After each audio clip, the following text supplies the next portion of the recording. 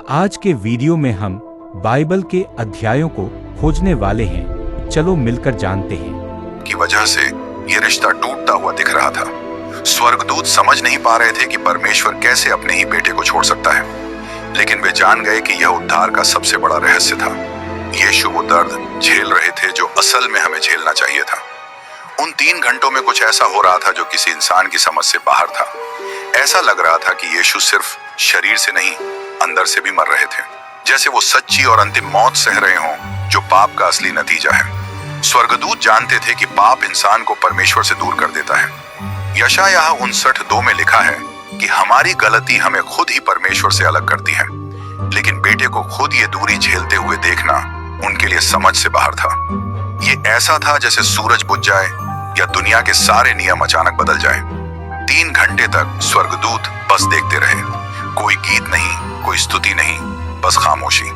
पूरा स्वर्ग चुप था, जैसे सब रुक गया हो, क्योंकि यही वो समय था जब उद्धार की योजना अपने सबसे कठिन पल से गुजर रही थी। और फिर दोपहर करीब 3 बजे यीशु ने जोर से पुकारा। मत्ती 21:46 में लिखा है, एली एली लमा सबक्तानी, मतलब हे मेरे परमेश्वर, तूने मुझे क्यों छोड़ दिया। ये लाइनें भजन 22:1 की थीं। दाऊद ने इन्हें बहुत पहले लिखी थी, लेकिन अब यीशु उन्हें सच में झेल रहे थे। ये उस इंसान की आवाज थी जो कभी परमेश्वर से अलग नहीं हुआ और अब पहली बार वो दूरी महसूस कर रहा था। स्वर्गदूत जो हमेशा उसकी आराधना करते थे, अब उसे ये पूछते सुन रहे थे, पिता आपने मुझे क्यों छोड़ दिया। ये पल स्वर्ग के लिए सबसे दर्दनाक और उलझन वाला था। सोचो कैसे परमेश्वर खुद परमेश्वर को छोड़ सकता है, लेकिन उसी पुकार में एक गहरा सच था। हमें बचाने के लिए परमेश्वर कितना आगे तक जा सकता है। सच्चाई ये थी, वो हमारे पापों की वजह से वो जुदाई खुद झेल रहा था जो असल में हमें मिलनी चाहिए थी। स्वर्गदूतों को पता था कि पाप का नतीजा मौत है। रोमियो 6:22 में लिखा है, पाप का फल मौत है, लेकिन अब उन्होंने दया को खुद काम करते देखा। गुनाह करने वाले हम थे, मर रहा था वो जो बिल्कुल बेगुनाह था। अंधेरा हटने लगा, लेकिन उस पल के बाद सब कुछ बदल गया था। अब परमेश्वर और इंसान के बीच का रिश्ता हमेशा के लिए अलग होने वाला था।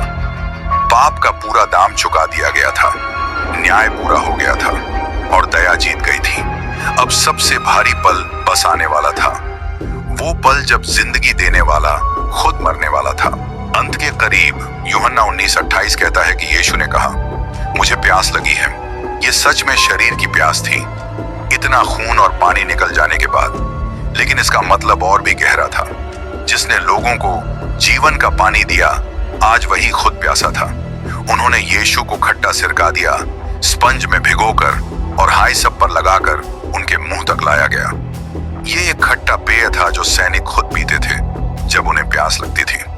यीशु ने इसे इसलिए छका ताकि लिखी हुई बातें पूरी हों, और ये भी दिखाने के लिए कि वो सच में इंसान थे। अब आखिरी पल बहुत करीब थे। जब यीशु ने वो खट्टा पानी पी लिया, उन्होंने कहा, सब खत्म हो गया। फिर उन्होंने सिर झुकाया और अपनी आत्मा छोड़ दी। सब खत्म हो गया यूनानी भाषा में टेटेलेस्टाई कहा जाता है। यह शब्द उस समय इस्तेमाल होता था जब कोई कर्ज पूरा चुका दिया जाता था।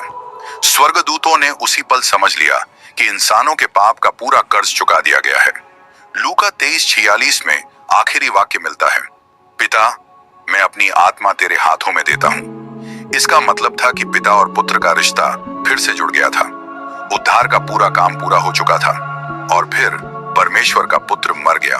जैसे ही यीशु ने अपनी आखिरी सांस ली, ऐसा लगा जैसे पूरी दुनिया ने अपने बनाने वाले को खो दिया हो। मत्ती 27:55 से 53 में लिखा है, मंदिर का पर्दा ऊपर से नीचे तक फट गया, धरती हिल गई, चट्टानें टूट गईं, कब्रें खुल गईं और कई पवित्र लोग जो मरे हुए थे वे फिर जी उठे। स्वर्गदूत ये सब देख रहे थे। उनके लिए ये समझना आसान था, क्योंकि जिसने पूरी सृष्टि बनाई थी अब वही मर चुका था। तो पूरी प्रकृति का यूं कांपना और टूटना स्वाभाविक था। मंदिर का पर्दा बहुत बड़ा था, करीब 60 फीट ऊंचा, 30 फीट चौड़ा और इतना मोटा कि इंसान उसे हाथ से कभी फाड़ ही नहीं सकता था। लेकिन वो अपने आप फट गया, वो भी ऊपर से नीचे तक। स्वर्गदूत इस बात को समझ गए।